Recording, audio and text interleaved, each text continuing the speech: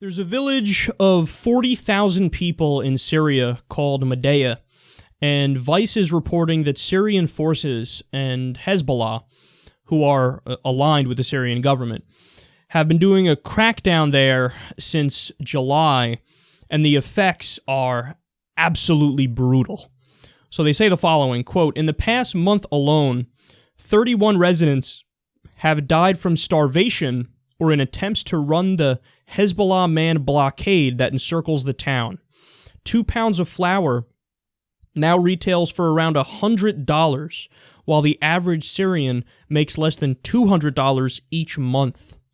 People have resorted to literally eating leaves now to stay alive."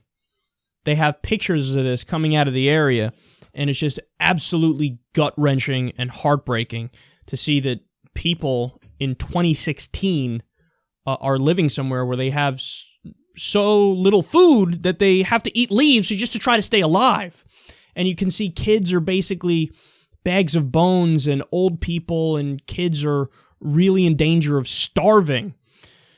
So the idea apparently is that by doing this brutal blockade, you starve people into submission.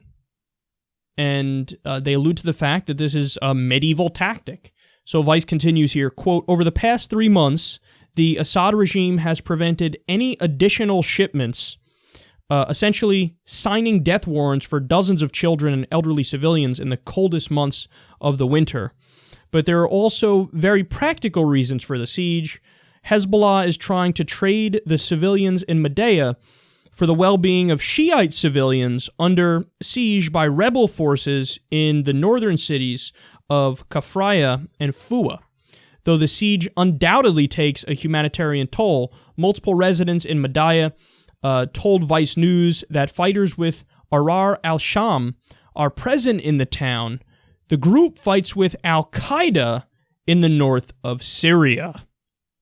Okay. Now, this gets to the heart of the story, which is just how massively fucked Syria is at the moment, and how fucked it's been pretty much since the beginning of this civil war. They say, okay, well, al-Qaeda and jihadists have Shia civilians under lockdown, and naturally they're treating them brutally in certain parts of Syria, and in other parts of Syria, Assad and Hezbollah and the Shia government and alliance have Sunni civilians, and they're being treated brutally in that area. And they're trying to broker a deal where they trade civilians, but apparently to this point, the deal has fallen through, so these people live in these hellish circumstances on both sides. You have people under al-Qaeda control, naturally, not being treated right if you're Shia. In fact, I'm surprised they haven't just mass executed them, and other times they have mass executed them, but the remaining ones. And vice versa for how the Shias are apparently treating the Sunnis in this case. So it's a heartbreaking and terrible scenario. And, you know, I have to say, man, you guys know me. I'm a non-interventionist, and I'm fairly committed to that. So I only want to use our military in self-defense to protect the country.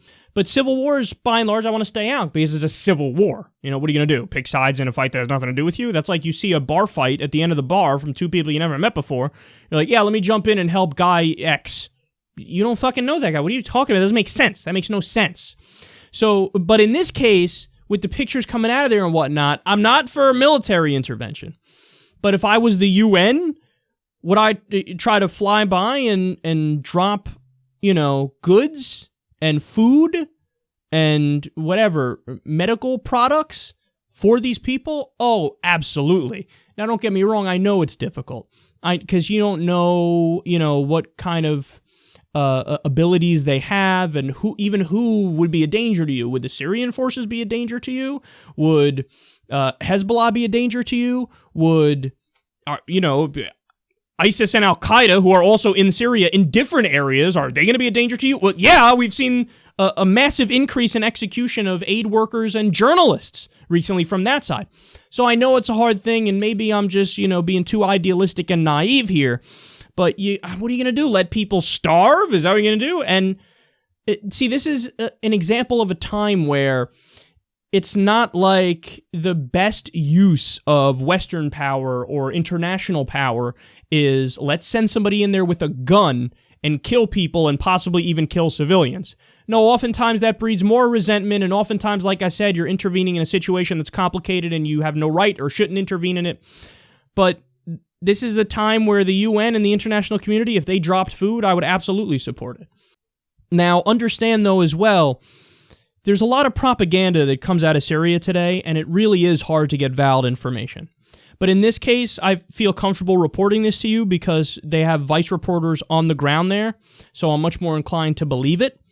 But always be skeptical when reading almost anything about Syria today, because there's this new trick that a lot of groups do where they take a name that sounds like a legit international human rights group, and they name themselves that, but then when you dig deeper, you find out they're indeed not a human rights group.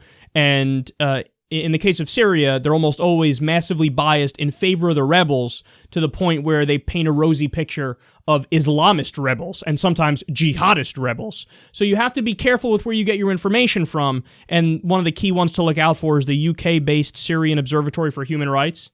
Red flag on any information that comes from them. But in this case, since it's reported by Vice and they have people on the ground, I feel comfortable reporting it to you. So it's a gross situation, and it's a reminder that in the year 2016, we're still seeing stuff like this. And whether it's here in Syria or it's in North Korea with their literally Nazi-like conditions, evil exists in the world, and we should be aware.